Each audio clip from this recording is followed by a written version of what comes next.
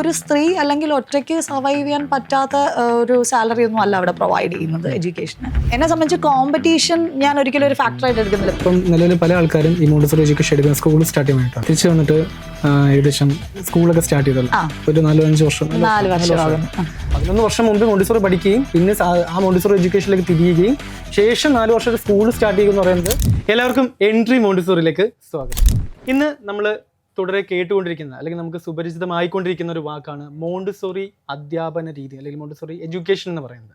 ആ മോണ്ടിസോറി എഡ്യൂക്കേഷനിൽ ഏകദേശം 11 വർഷത്തോളം അനുഭവ സമ്പത്തുള്ള ശ്യാമ മിസ് ആണ് ഇത് നമ്മോടൊപ്പം ഈ ഒരു പോഡ്കാസ്റ്റിൽ ജോയിൻ ചെയ്യുന്നത്.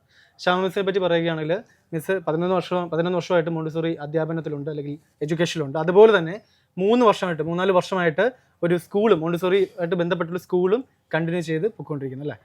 മിസ് അതിനെ കുറച്ച് ക്വസ്റ്റ്യൻസ് ഒക്കെ ആയിട്ടാണ് വന്നേക്കുന്നത് മോണ്ടിസോറിയെ പറ്റി. കാരണം ഈ ഒരു കാര്യത്തിനെ പറ്റി നമ്മുടെ ഒരു കോമൺ പീപ്പിളിന് ഭയങ്കര അവ്യക്തതയുണ്ട്.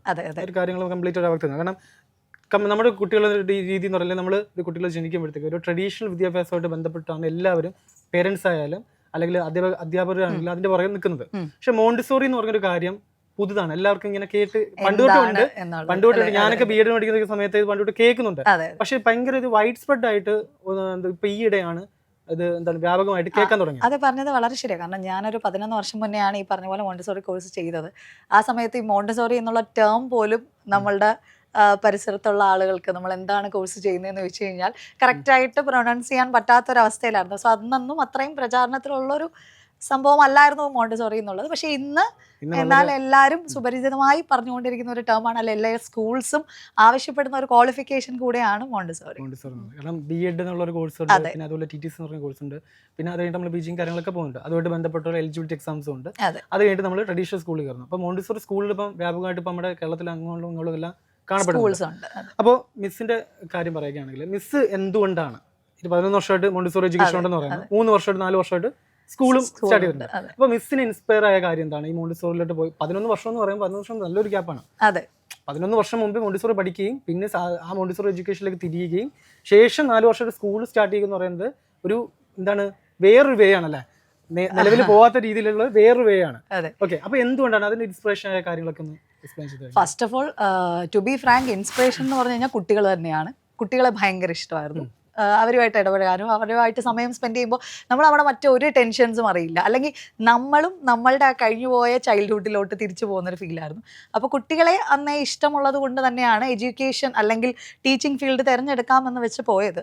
പക്ഷേ ഈ പറഞ്ഞതുപോലെ ആ മോണ്ടിസോറി കോഴ്സ് അറ്റൻഡ് ചെയ്യുന്ന സമയത്ത് നമുക്കുണ്ടായതൊരു വലിയ തിരിച്ചറിവാണ് ആക്ച്വലി. അപ്പോഴാണ് എനിക്ക് മനസ്സിലായത് ആസ് എ പാരൻറ്റ് ഞാൻ ചെയ്തുകൊണ്ടിരിക്കുന്ന പല കാര്യങ്ങളും തെറ്റാണ്. അല്ലെങ്കിൽ ഒരു അമ്മ എന്ന സ്ഥാനത്ത് നിന്നുകൊണ്ട് ഞാൻ എൻ്റെ കുട്ടിയെ ഗൈഡ് ചെയ്തുകൊണ്ടിരുന്നത് പ്രോപ്പറായിട്ടല്ല. അല്ലെങ്കിൽ പലപ്പോഴും കുട്ടി വന്ന് നമ്മളോട് പല കാര്യങ്ങൾ ആവശ്യപ്പെടുമ്പോഴും നമ്മൾ റിയാക്ട് ചെയ്തിരുന്ന രീതിയുണ്ട്. അതൊക്കെ മാറ്റണം. അല്ലെങ്കിൽ ആ ഒരു കുട്ടിയുടെ സൈക്കോളജി, എന്തുകൊണ്ട് കുട്ടി അങ്ങനെ പെരുമാറുന്നു, ഇതൊന്നും നമുക്ക് അറിയില്ല എന്ന് മനസ്സിലായത് ആ മോണ്ടിസോറി എഡ്യൂക്കേഷനിലോട്ട് ചെന്നപ്പോഴാണ്. അപ്പോൾ അവിടെയായിരുന്നു ഒരു ടേണിംഗ് പോയിന്റ് എന്നൊക്കെ പറഞ്ഞ ഒരു ട്വിസ്റ്റ് എന്നൊക്കെ നമ്മൾ പറയുന്ന പോലെ. പിന്നെ ഞാൻ ഉറപ്പിച്ചു ഇത് തന്നെയാണ് എൻ്റെ കരിയർ. അതോടൊപ്പം ആ കോഴ്സ് ചെയ്തുകൊണ്ടിരുന്നപ്പോൾ തന്നെ മനസ്സിൽ കയറി കൂടിയൊരു ആഗ്രഹമാണ്. അന്നതൊരു ഡ്രീമായിരുന്നു, എന്തായാലും ഒരു സ്കൂൾ സ്റ്റാർട്ട് ചെയ്യണം, ഒരു കിൻഡർ ഗാർഡൻ സ്റ്റാർട്ട് ചെയ്യണം. പക്ഷേ അന്നേ മനസ്സിൽ ഉറപ്പിച്ചൊരു കാര്യം, അത്യാവശ്യം എക്സ്പീരിയൻസ്, ഒരു minimum 5 years experience, working experience എങ്കിലും ഉണ്ടാക്കിയിട്ട് അങ്ങനെ ഒരു ഓൺട്രപ്രണർഷിപ്പ് എന്നൊരു പൊസിഷനിലോട്ട് പോകാവൂ എന്നുണ്ടായിരുന്നു. സോ അതുപോലെ തന്നെ എനിക്ക് സിറ്റുവേഷൻസ് എല്ലാം ഫേവറബിൾ ആയിരുന്നു. ഞാൻ പഠിച്ചിരുന്ന ഇൻസ്റ്റിറ്റ്യൂഷനിൽ തന്നെ ഞാൻ വർക്ക് ചെയ്യാൻ കയറി. പിന്നെ ഈ പറഞ്ഞതുപോലെ അത്യാവശ്യം നല്ലൊരു എക്സ്പീരിയൻസ് എബ്രോഡ് വർക്ക് ചെയ്തതിലും കിട്ടി. സോ അതിൽ നിന്നാണ് എബ്രോഡ് വർക്ക് ചെയ്തിട്ടുണ്ട്. ഞാൻ ദുബായിൽ വർക്ക് ചെയ്തതാണ്. അപ്പോൾ അവിടെ ജെംസ് അബ്രൗൺ ഇന്ത്യൻ സ്കൂളിൽ ഒരു 5 വർഷത്തോളം ഉണ്ടായിരുന്നു. അപ്പം എല്ലാം കൊണ്ടും ഈ പറഞ്ഞതുപോലെ നമുക്ക് എക്സ്പീരിയൻസ് ഒരുപാട് കാര്യങ്ങൾ പഠിപ്പിച്ചു. പിന്നെ മെയിനായിട്ട് മോണ്ടിസോറി എന്ന് പറയുന്നത് ഒരിക്കലും ഒരു ട്രഡീഷണൽ സിസ്റ്റത്തിൽ നമ്മളൊരു കുട്ടിയെ കൈകാര്യം ചെയ്യുന്ന രീതിയല്ല. അതായത് ഇപ്പോൾ പറഞ്ഞതുപോലെ ഒരു കുട്ടിയെ മനസ്സിലാക്കി നമ്മൾ മുന്നോട്ട് പോകുന്നതാണ് മോണ്ടിസോറി സിസ്റ്റത്തിൻ്റെ ഹൈലൈറ്റ്. അതാണ് എന്നെ ഏറ്റവും കൂടുതൽ ആകർഷിച്ചത്. കാരണം ആക്ച്വലി മോണ്ടിസോറി കോഴ്സ് കംപ്ലീറ്റ് ചെയ്തപ്പം I became A better mother. ഒരു ടീച്ചറായോ ഒരു ബിസിനസ് ലേഡി ആയോ ഇതൊന്നുമല്ല. Actually I became A better mother. ഞാൻ എൻ്റെ കുട്ടിയെ ആ LKG ട്രീറ്റ് ചെയ്ത്, അന്ന് എൻ്റെ കുട്ടി LKG LKG ട്രീറ്റ് ചെയ്തിരുന്ന പോലേ അല്ല UKG അതേ കുട്ടിയെ ഞാൻ ട്രീറ്റ് ചെയ്തത്. So that was A major difference. അതായത് പേഴ്സണലി എനിക്കുണ്ടായ ഡിഫറൻസ് എന്ന് പറഞ്ഞു കഴിഞ്ഞാൽ the course made B A better mother. Actually നല്ലൊരു അമ്മയാക്കാൻ എന്നെ സഹായിച്ചു. അപ്പോൾ ഞാൻ ആലോചിച്ചു, അങ്ങനെ നല്ലൊരു അമ്മയായാൽ മാത്രമേ നമ്മളുടെ മുന്നിലിരിക്കുന്ന കുട്ടികൾക്കും, നമ്മൾക്ക് ഒരു സെക്കൻഡ് മദർ ആണല്ലോ ടീച്ചർ എന്ന് പറയുന്നത്. സോ അപ്പോൾ പിന്നെ ഞാൻ ഉറപ്പിച്ചു ഇത് തന്നെയാണ് എൻ്റെ ഫീൽഡ്. അപ്പോൾ ഫസ്റ്റ് ഓഫ് ഓൾ എൻ്റെ ഇഷ്ടം തന്നെയായിരുന്നു. പിന്നീട് ഈ പറഞ്ഞതുപോലെ മോണ്ടിസോറിയിൽ ചെന്ന് കഴിഞ്ഞപ്പോൾ ഇഷ്ടപ്പെട്ട കുറച്ച് ഫാക്ടേഴ്സ് ഉണ്ട്. ഈ കുട്ടികളെ മനസ്സിലാക്കി പഠിപ്പിക്കുക, അവരുടെ ഇഷ്ടങ്ങൾ അനുസരിച്ച് മുന്നോട്ട് പോവുക, അല്ലെങ്കിൽ അവരുടെ ഓരോരോ ആവശ്യങ്ങൾ എന്താണെന്ന് മനസ്സിലാക്കാൻ പറ്റുക. സോ അങ്ങനെ ഉറപ്പിച്ചിട്ടാണ് ഈ ഒരു ഫീൽഡിലോട്ട് ഈ എബ്രോഡ് വർക്ക് ചെയ്യുന്ന പറയുന്നത്. അപ്പം അതിലേക്ക് എത്തിപ്പെടാനുണ്ട് ആ ഒരു കാര്യങ്ങൾ, പ്രൊസീജിയേഴ്സും കാര്യങ്ങളൊന്നും പറയണോ, ഏജൻസി കാര്യങ്ങളൊന്നും പറയണോ, എങ്ങനെയാണ് അതിലേക്ക് ദുബായിലേക്ക് പോയതും ആ ഒരു ലൈഫ് ജേർണി ഒന്ന് ചെറുതായിട്ടൊന്ന് വിവരിച്ചു കഴിഞ്ഞാൽ. ആക്ച്വലി നമ്മളെ പൗലോ കൊയ്ലോ ഒക്കെ പറഞ്ഞു കേട്ടിട്ടില്ലേ, അതായത് നിങ്ങൾക്കൊരു ആവശ്യം അല്ലെങ്കിൽ നിങ്ങൾക്കൊരു ആഗ്രഹം ഉണ്ടെങ്കിൽ ആ ആഗ്രഹം അത്രത്തോളം സത്യസന്ധമാണെങ്കിൽ യൂണിവേഴ്സ് മുഴുവൻ നമ്മുടെ കൂടെ നിൽക്കുമെന്ന് കേൾക്കുമ്പോൾ നമുക്ക് വലിയ ഡ്രമാറ്റിക് ആയിട്ടൊക്കെ തോന്നും. പിന്നെ നമ്മളൊരു കാര്യം ചെയ്യുമ്പോൾ എല്ലാവരും വന്ന് നമ്മളെ, അങ്ങനെയല്ല അതിൻ്റെ. ആക്ച്വലി നമ്മൾക്ക് വേണമെന്ന് വെച്ച് നമ്മൾ ഈ പറഞ്ഞതുപോലെ ആ ഒരു ഡ്രീമിൻ്റെ പുറകിന് നിന്നാൽ, അപ്പോൾ എനിക്ക് ഫസ്റ്റ് ഓഫ് ഓൾ ആക്ച്വലി അവിടെ എത്തിപ്പറ്റണം, അവിടെ ഒരു ജോലി ചെയ്യണം. അതും ഞാൻ ഈ പറഞ്ഞ ജെംസ് എന്ന് പറഞ്ഞ ഇൻസ്റ്റിറ്റ്യൂട്ടിൽ തന്നെ ജോലി ചെയ്യണം, അല്ലെങ്കിൽ ജെംസിൻ്റെ അണ്ടറിലുള്ള ഏതെങ്കിലും ഒരു സ്കൂളിൽ ജോലി ചെയ്യണമെന്നുള്ള ഭയങ്കര ഒരു ആഗ്രഹമായിരുന്നു. അപ്പം ഞാൻ ഇവിടെ കേരളത്തിൽ നിന്ന സമയത്ത് തന്നെ ഒരു 50ഓളം ജെംസ് സ്കൂൾസിൽ ഞാൻ അപ്ലൈ ചെയ്തിട്ടുണ്ട്. അതായത് എല്ലാ വീക്കും ഞാനിരുന്ന് അപ്ലൈ ചെയ്യും.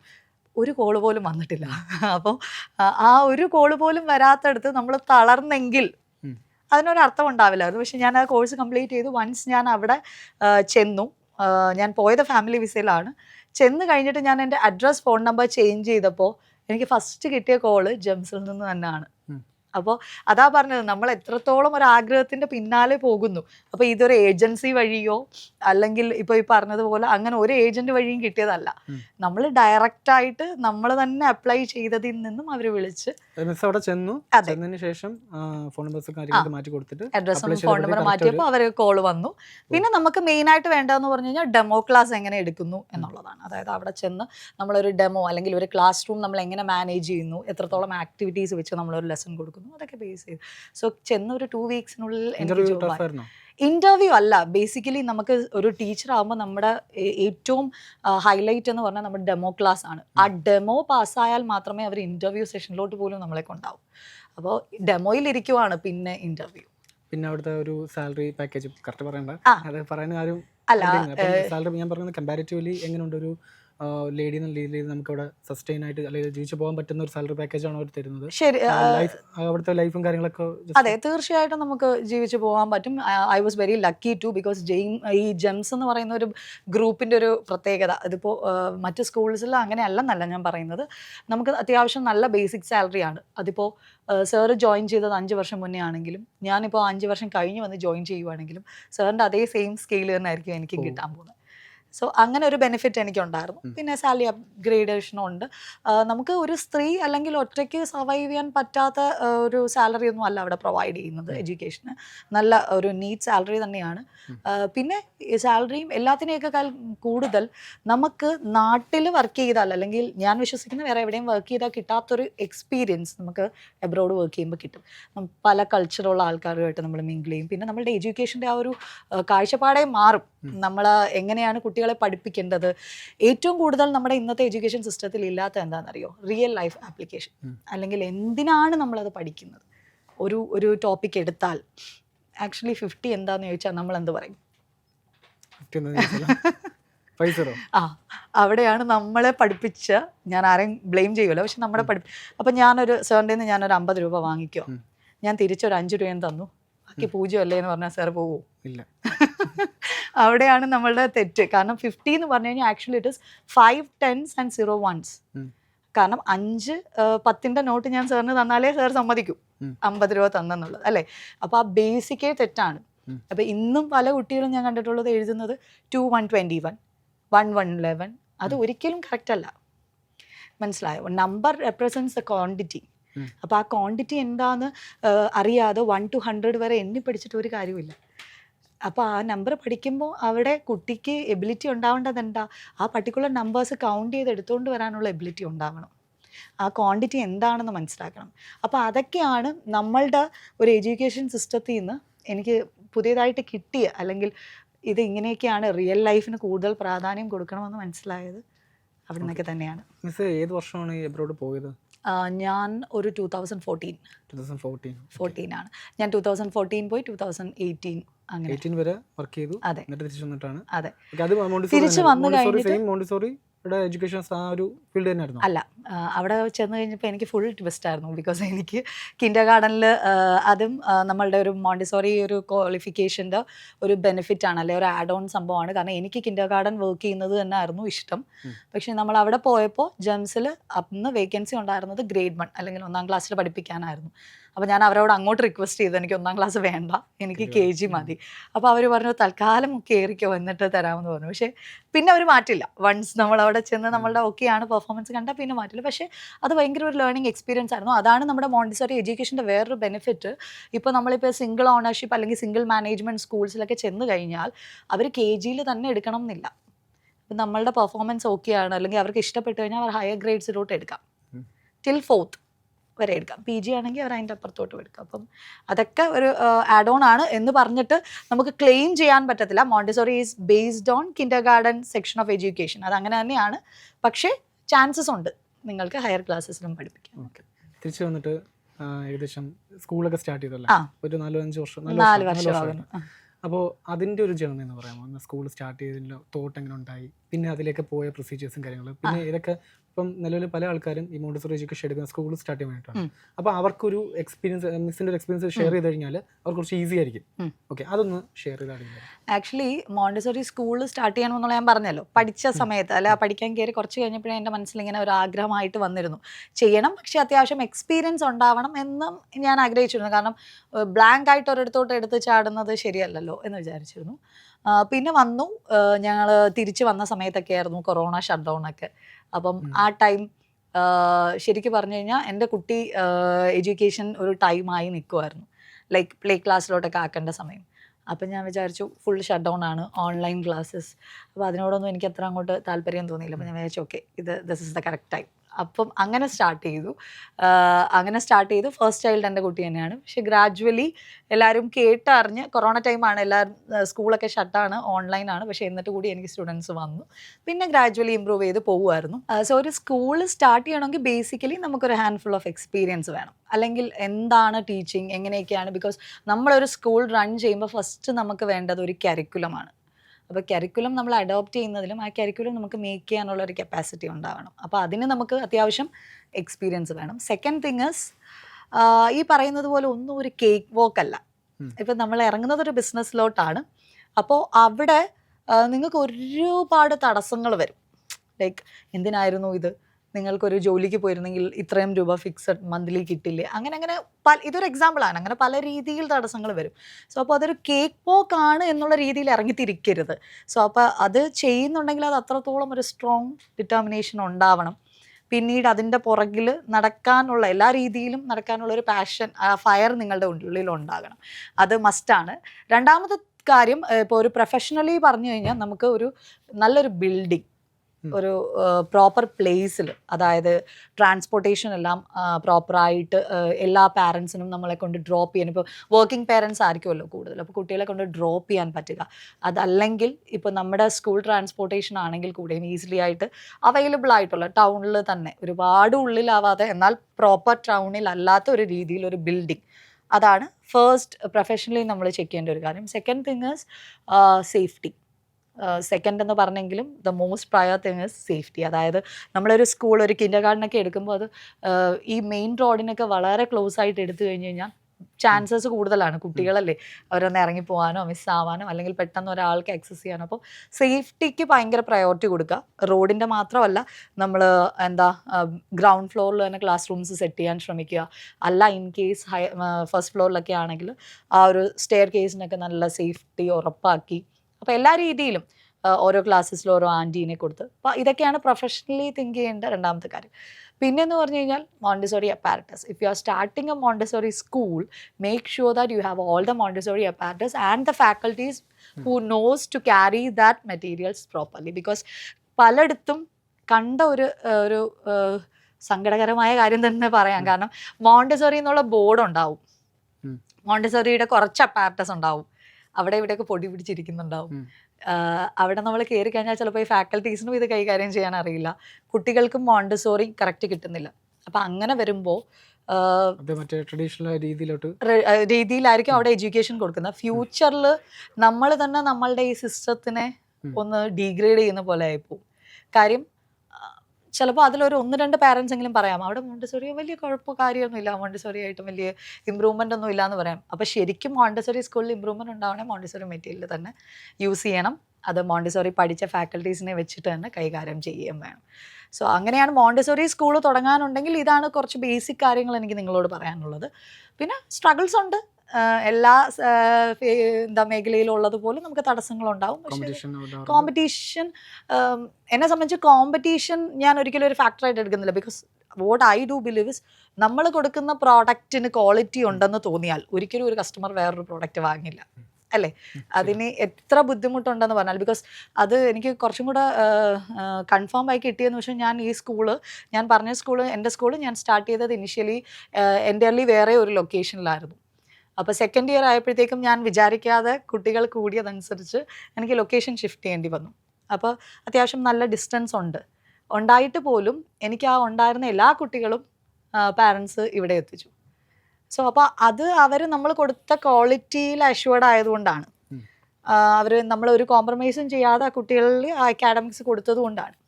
അപ്പോൾ കോമ്പറ്റീഷൻസിനെ ഭയക്കേണ്ട കാര്യമില്ല, പക്ഷേ സ്ട്രഗിൾസ് ഉണ്ടാവും. Your decisions should be A പക്കാ വൺ. എന്താണ്, ഇതിൽ നിന്ന് ഇനി എന്ത് വന്നാലും മാറില്ല എന്നുള്ള രീതിയിൽ പോവുക എന്നുള്ളതാണ്.